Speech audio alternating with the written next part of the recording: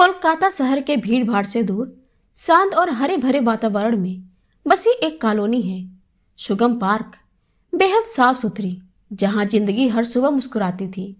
दफ्तर जाते अधिकारी और कर्मचारी, विद्यालय जाते चिड़ियों से चहकते बच्चे, घर के अंदर बनते विभिन्न व्यंजनों की खुशबू माहौल को और भी खूबसूरत बना देती थी। इसी कॉलोनी में एक बंगला है शर्मा जी का। आजकल उनके बंगले की रौनक वहां से गुजरते लोगों का ध्यान खींच ले रही थी। कारण बराबर मेहमानों का आना जाना और बंगले की सजावट, जो कुछ दिलजलों को भीतर ही भीतर चुभ भी रही थी। तेरी मेम साहब के बंगले में बड़ी गहमा गहमी है आजकल। आखिर क्या बात है सोमा? तू तो वहीं रहती है दिन भर। शर्मा जी के बंगले के आउट हाउस में रहने वाली सोमा के घर आई रिंकी ने एक दिन कौतूहल बस पूछ ही लिया। अरे, वो साहब के बेटे पीयूष की नौकरी लग गई है किसी बड़ी कंपनी में। फिर उसकी शादी भी हाल ही में होने वाली है। बस इसी की तैयारी चल रही है। बड़ा अच्छा बच्चा है पीयूष, सोमा ने मुस्कुराते हुए कहा।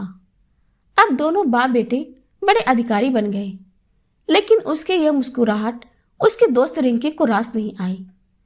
तू क्यों खुश हो रही है, जैसे तेरे ही लड़के की नौकरी लग गई हो? ये बड़े लोग हैं, इन्हें हम लोगों से कोई मतलब नहीं होता। रिंकी ने सोमा को सुलगाने की कोशिश की।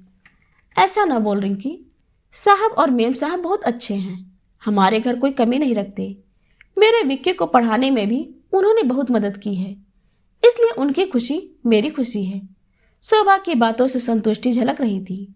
रिंकी वहां से चुपचाप चली गई। उसके जाने के बाद सोमा भी बंगले की ओर चली गई।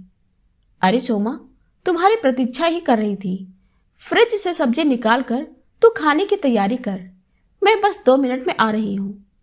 सोमा को आते देख संगीता जी ने कहा।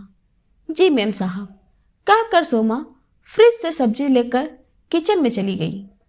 लेकिन जाने क्यों रिंकी की बातें उसके जहन से नहीं हट रही थी। शायद इंसानी स्वभाव होता ही ऐसा है कि कड़वी बातें भूलने की कोशिश में और भी याद आती हैं। फिर भी खुद को संयत करते हुए सोमा काम निपटाने लगी। इतने में पीयूष आ गया वहां। मासी, आज क्या बना रही हो आप? कहते हुए वही किचन के रैक पर बैठ गया। सोमा को याद आने लगा कि यह तो पीयूष के फेवरेट जगह हुआ करती थी। छुटपन में भी वह इसी तरह क्या बना रही हो मासी कहकर यही किचन में बैठ जाया करता था, जब तक कि वह उसे आलू की करारी भाजी कटोरी में नहीं दे देती थी। याद करते हुए वह वात्सल्य भाव से मुस्कुरा उठी। अभी तक बड़ा नहीं हुआ तो पीयूष, अब तो तेरी शादी भी हो जाएगी, कहकर सोमा उसके लिए आलू की वही भाजी बनाने लगी। क्या बात हो रही है मासी और बेटे में? उनकी बातों में अपनी जगह बनाते हुए संगीता जी भी किचन में दाखिल हो गई। फिर सोमा और संगीता जी ने मिलकर भोजन तैयार किया। ठीक है मेम साहब, अब जाती हूं मैं, कहकर सोमा ने विदा लेना चाहा। रुको थोड़ी देर, मैं अभी आई, कहकर संगीता जी बेडरूम में चली गई। लौटी तो हाथों में कुछ पैकेट्स व लाल रंग की एक डिब्बी थी, जिसे उन्होंने सोमा को थमा दिया। इससे पहले कि सोमा कुछ बोलती, संगीता जी बोल उठी। सोमा, तुमने इस घर को और पीयूष को वर्षों से संभाला है। अब जब हमारे पीयूष की भी नौकरी लग गई है और शादी भी होने वाली है, इस खुशी में तुम्हारा भी तो हिस्सा बनता है। ये कुछ कपड़े हैं तुम सबके लिए, पीयूष की तरफ से, साथ ही यह सोने के बूंदे तुम्हारे लिए शादी में पहनना। सोमा निःशब्द थी, उसकी आंखों में खुशी के आंसू थे। इन सब की क्या जरूरत थी मेम साहब? वह गदगद स्वर में बोली। जरूरत थी शोभा, भगवान जब मुस्कुराने की वजह दे तो उस मुस्कान को सब में बांटना चाहिए। संगीता जी ने उसके हाथों को प्यार से पकड़ते हुए कहा। जैसे ईश्वर बांट रहे हैं, है ना मेम साहब?